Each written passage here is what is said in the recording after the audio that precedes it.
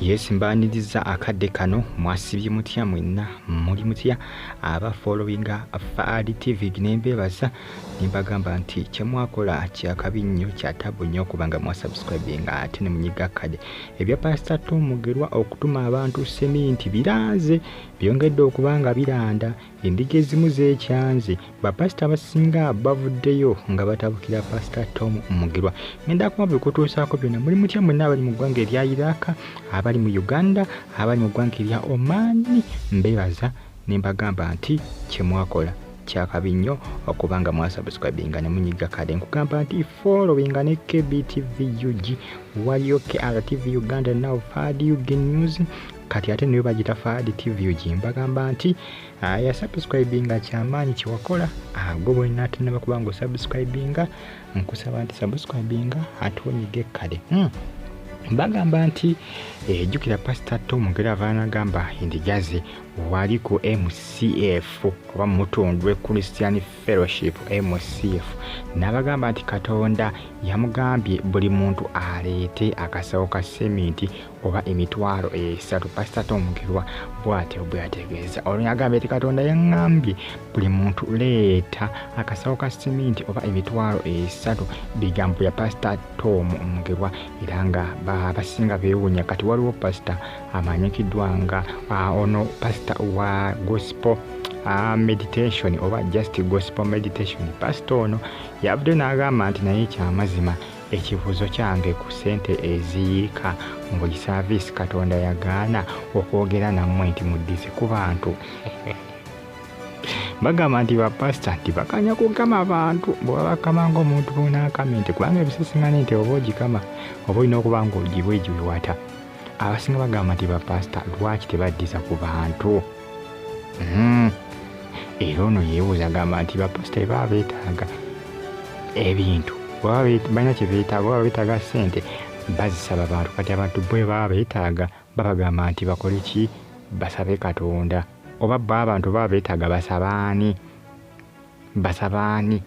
akati no munnange awo bwe tuli bantu bangi nga bakola ki bantu bangi bavudde nga balumba Pastor Tom nga bagamba nti balekirawo mbu okubuzaabuza endiga nti ate siko yali bagamba direct n'abagamba nti bannange buli muntu aleeteyo akasawo ka seminti oba emitwalo 3 tutte tuzimbe kyaki kubanga ekyaki yawali ku MCF nfunda ey'emutundu enfunda ate endiga alina nnyingi abagoberezi alina bangi nti yani bagambye direct okusinga obbayita ewala abasinga bagamba nti ekyokubagamba mbu ate Katonda yamuloosezza n'amugamba bw'ate buli muntu aleeta akasawo ka seminti oba emitwalo 3 abasinga bagamba nti kubanga mukola ki kusibiwalira ku ndiga bannange kiri Uganda baba nnyabo kiri Uganda mama nnyabo naye nga ngenda kusaba musubscribinga ate onyige kade bagita Faadi TV UG mbatemedeka abali mu ggwanga erya Oman nembeebaza nembagamba nti kyemwakola kyakabi nnyo wamma ggwe walaba kiriwo ekituufu Pastor Tom Mugerwa kyabagambye nti Katonda yamuloosezza kyabadde alina obbagamba oba adde alina bagamba bugambi direct nti baleete buli omu akasawo ka seminti atasobodde kuleeta akasawo ka seminti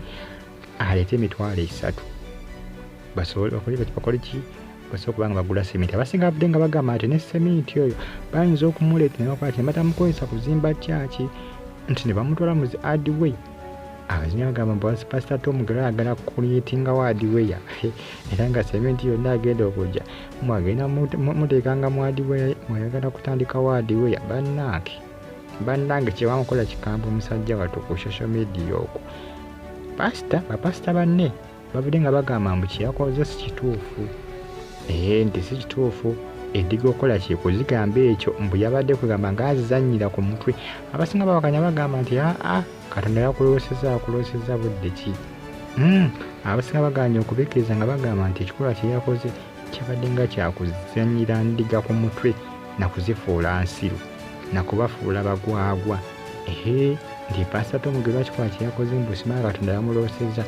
nti si kikolwa kirungi era nti nno kikolwa kibi nnyo nti endiga ezifudde abaana bato wamma g'osuubira yalikoze ki yali bagambe direct kubanga yagamba nti Katonda yamuloosezza namugamba nti oli maito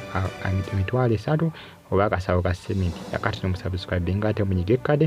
Fad TV jimbe bulungi mbagala nnyo mwena byebyo biri wali ku MCF Pastor Tomba wakanyiza byagamba nti Katonda yamuloseza anti buli muntu ayite akasawo ka sementi oba emitwalo 3 mbe bulungi mbatumire kawali kata ku Saudi Arabia mbe bulungi mwelaba